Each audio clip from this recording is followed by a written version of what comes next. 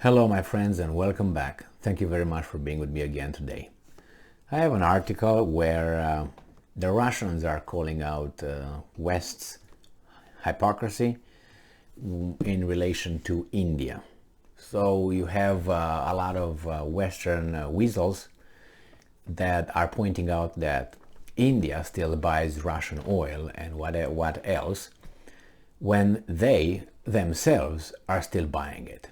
If you remember, it was when it was that meeting between Anthony Blinken and Jankanshar, I can pronounce his, I can remember exactly his name, the foreign affairs minister of India, very smart and very tough guy.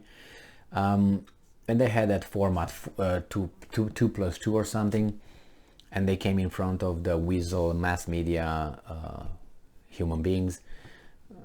And then it was one reporter asked the question of the foreign minister of India about, hey, you buy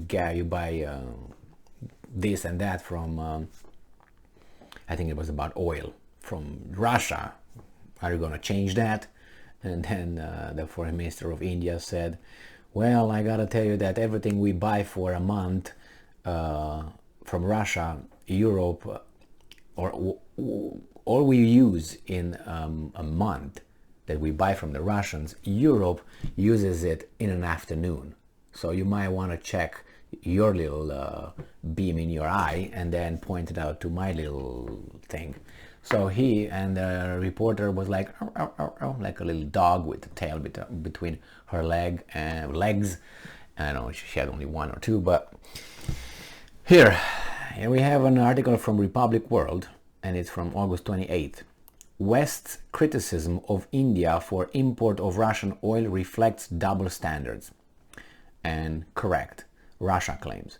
The criticism of India by the West over its import of Russian crude oil is a reflection of their unprincipled position, Russian Ambassador Denis Alipov said.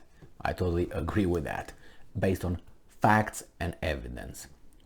The criticism of India I already said that, and it says from their own illegitimate sanctions. So the criticism of India by the Western countries over its import of Russian crude oil while exempting themselves from their own illegitimate sanctions is a reflection of their unprincipled position and double standards, Russian ambassador said.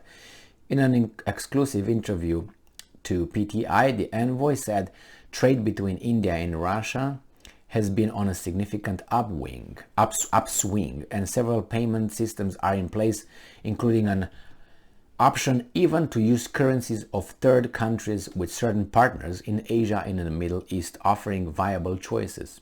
Historically, Russia has not been a major source of fossil fuel for India, but the imports of discounted Russian crude oil have been a massive increase in the last few months.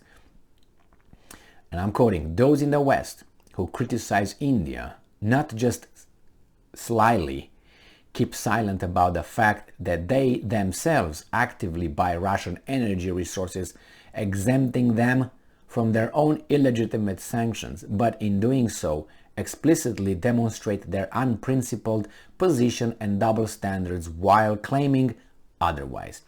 100% true. His comments came days after the External Affairs Minister strongly justified India's imports of Russian crude oil, saying it is his moral duty to ensure best deals for the country. 100% true. And he loves his nation. He must be a nationalist. But that's because I think it was an American weasel who pointed the fingers, or the European guy pointed the finger that, hey, India, what are you doing? You buy too much. You got to stop.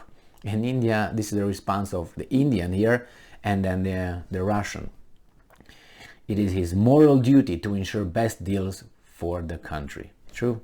But some countries, how would you call those countries in Europe who do that, who don't do that,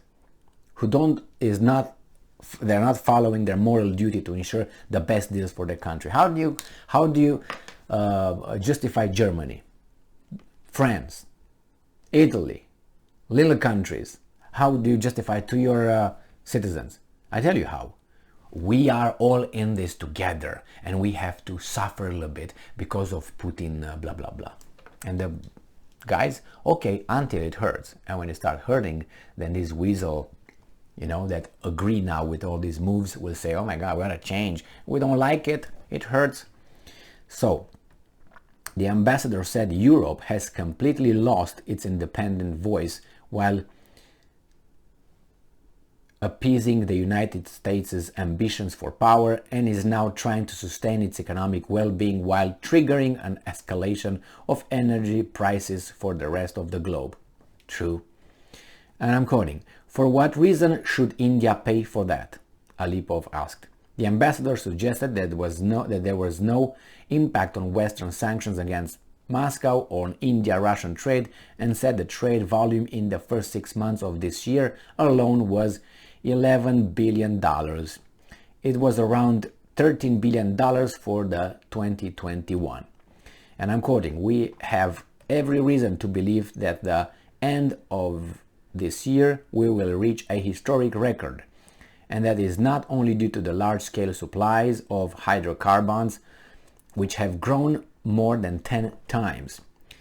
Talking about several payment systems for bilateral trade, Alipov said one of them is using the national currencies, adding the volume of trade in national currencies amounted to over 40% in recent years. Recently, the Reserve Bank of India issued a special circular which extends the use of rupees in international trade. It is yet another step to support the option for the trading community to exercise invoicing, paying, and settling operation in national currencies, Alipov said. Secondly, there is a mechanism of using currencies of third countries, with viable options offered by our partners in Asia and the Middle East.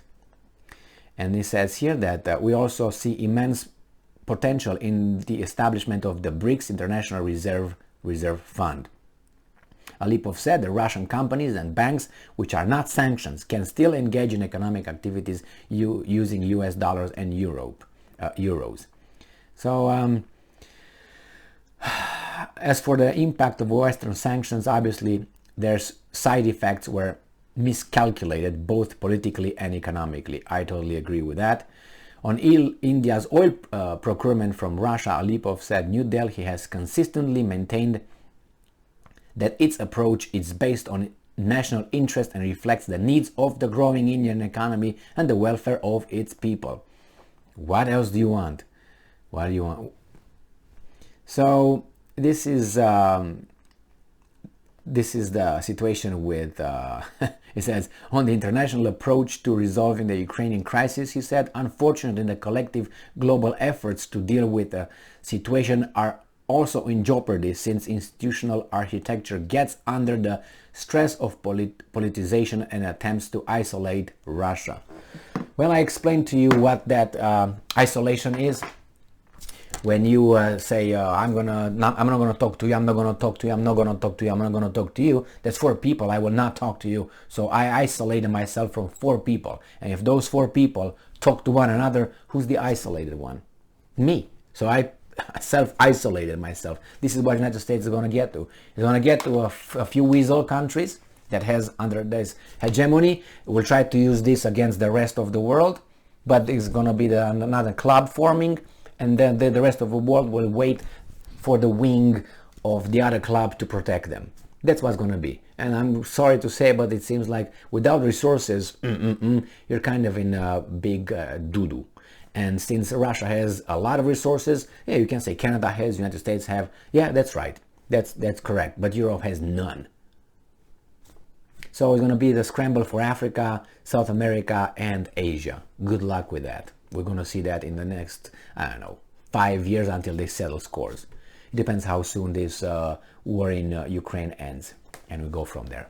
So yes, that's hypocritical to say, hey, you can't buy it, but I buy it. I want you to self-sanction yourself, self-sanction, but because I do it. No, they say no, and my national interest is to make sure that my job is to make a good life for my citizens. Plain and simple. That's your first job, to defend, protect them, protect the Constitution or whatever document they might have, and make sure they can have a good life. Otherwise, let everybody be deciding on their own what decision they make, if they want to participate or not. Don't impose things that will affect people's life negatively because you say so without asking them. That's very immoral. Like these guys, they send money over there and they provide with all kind of things, sanctioned over there, and my life goes down without being asked. Us, not only me. So that's very immoral. I didn't sign up for this. What can I do? Go and vote. Thank you very much for being with me again today. Stay strong, stay smart, look for the truth, and be just.